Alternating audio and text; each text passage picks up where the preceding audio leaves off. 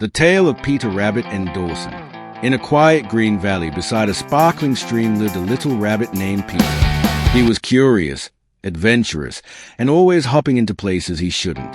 His soft brown fur and bright eyes made him the fastest rabbit in the meadow, but also the most troublesome. Not far from Peter's burrow lived a young boy named Dawson. Unlike the other children in the village, Dawson loved animals deeply. He often sat beneath the old oak tree sketching birds, squirrels, and rabbits in his notebook. One sunny morning, Peter spotted a beautiful vegetable garden filled with carrots, lettuce, and juicy tomatoes. The garden belonged to old Mr. Grumble, who disliked animals nibbling his vegetables.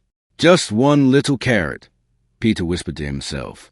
He squeezed through the fence and began munching happily. But suddenly, "Hey, you little rabbit!" Mr. Grumble came charging with a rake in his hand. Peter darted through the rows of cabbages, knocking over flower pots and scattering peas everywhere. He was fast, but fear made his paws shaky. While escaping, Peter got tangled in a net near the garden gate. He struggled harder and harder until he heard a calm voice. "Stay still, little fellow.